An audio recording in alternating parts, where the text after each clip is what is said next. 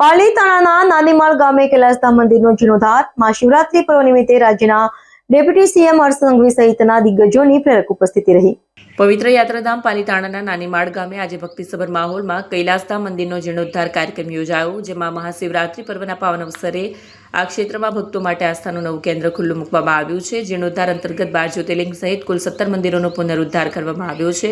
હવે શ્રદ્ધાળુઓને નાનીમાળ ગામે એક જ સ્થળે તમામ 12 જ્યોતિર્લિંગના દર્શનનો લાભ મળશે। આ પ્રસંગે રાજ્યના ડેપ્યુટી સીએમ હર્ષ સંઘવી ખાસ ઉપસ્થિત રહ્યા। કૃષિ મંત્રી જીતુ વાઘાણી, નીમુબેન બાંભણિયા, પુરુષોત્તમ સોલંકી, જીર્ણોદ્ધાર કાર્યમાં યોગદાન આપનાર સાંઈ સિવાય, ગ્રીન લેબ સુરત મુકેશભાઈ મંજીભાઈ પટેલ સહિતના મહાનુભાવો ઉપસ્થિત રહ્યા હતા। જીર્ણોદ્ધારના મહોત્સવમાં પાલીતાણા અને આસપાસના ગામોમાંથી મોટી સંખ્યામાં લોકો ઉમટી પડ્યા। સ્થાનિકોમાં મંદિરને લઈને અનેરો ઉત્સાહ જોવા મળી રહ્યો છે, કારણ કે હવે તેમને 12 જ્યોતિર્લિંગના દર્શન માટે દૂર સુધી જવાની જરૂર નહીં પડે। ચોક્કસ ધર્મનો પ્રચાર અને પ્રસાર માટે આ મંદિર નિમિત્ત બનતા હોય છે, ત્યારે નાનીમાળ ગામની અંદર 12 જ્યોતિર્લિંગ સહિત 17 મંદિરનો જે જીર્ણોદ્ધાર કરવામાં આવ્યો છે, જેની અંદર ડેપ્યુટી સીએમ હાજર હતા, કૃષિ મંત્રી જીતુભાઈ વાઘાણી હાજર હતા, નીમુબેન બાંભણિયા, પુરુષોત્તમભાઈ સોલંકી, આ મંત્રીશ્રીઓ હાજર રહ્યા હતા। અને હર્ષભાઈએ હાંસલ કરી છે કે આ તલેટીની ગોદની અંદર જેને સાંભળ્યું છે કે નાનીમાળમાં જ્યારે દુષ્કાળ પડ્યો નથી, ત્યારે એ પણ હાંસલ કરી છે કે ક્યારે પણ આ નાનીમાળને જરૂર પડશે ત્યારે અડીખમ બહેનો અને ભાઈઓ માટે ઊભા રહેશે। આપનું કેવું લાગ્યું? આપણા દ્વારા મહેનત પણ કરવામાં આવી છે, ખુશી છે એ ચોક્કસ આટલા હજાર લોકો અહીંયા પ્રસાદી લેતા હોય અને મહાશિવરાત્રિનો પર્વ ચાલતો હોય અને આવતીકાલે જ્યારે મહાશિવરાત્રિ હોય ત્યારે ભગવાન ભોળાનાથ બધાને આશીર્વાદ આપે ને આત્મનિર્ભર બનાવે।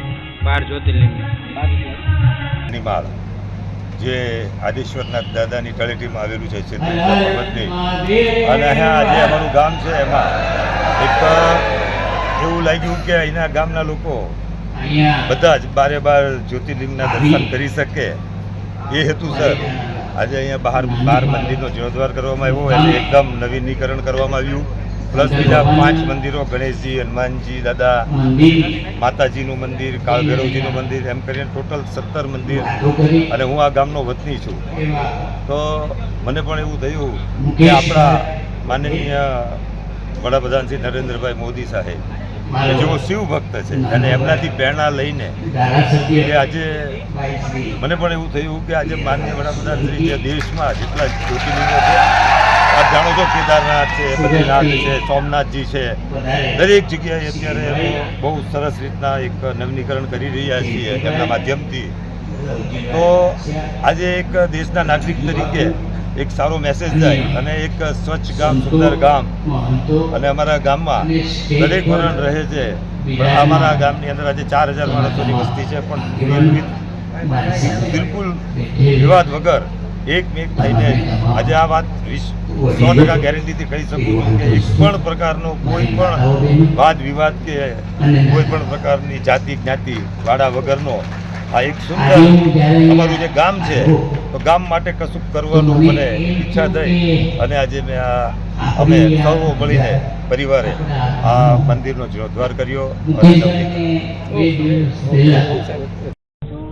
સમગ્ર દેશમાં શાંતિ સમૃદ્ધિ રહે, સૌ દેશવાસીઓ અને શાંતિ સમૃદ્ધિ પ્રાપ્ત થાય એવા મહાદેવ ભગવાન શિવને ચરણોમાં પ્રાર્થના કરું। આજે નાનીમાળમાં માનનીય નાયબ મુખ્યમંત્રી હર્ષભાઈ સંઘવી, અમારા કેબિનેટ મંત્રી જીતુભાઈ વાઘાણી, રાજ્યના મંત્રી પુરુષોત્તમભાઈ સોલંકી, હીરાભાઈ, ગૌતમભાઈ, ધારાસભ્ય શ્રી ભીખાભાઈ, આમ અનેક મહાનુભાવો આજે નાનીમાળની અંદર 12 જ્યોતિર્લિંગ અને મંદિરોનો જીર્ણોદ્ધારનો કાર્યક્રમ રાખેલો, એ પ્રસંગે અમે સૌ અહીંયા ઉપસ્થિત રહ્યા।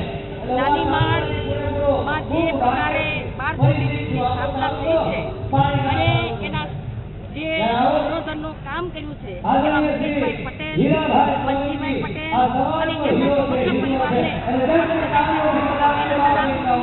અને આ નાનીમાળ ગામની અંદર જ્યારે આટલું પવિત્ર અને પાવન કાર્ય થઈ રહ્યું છે, ત્યારે ગામજનો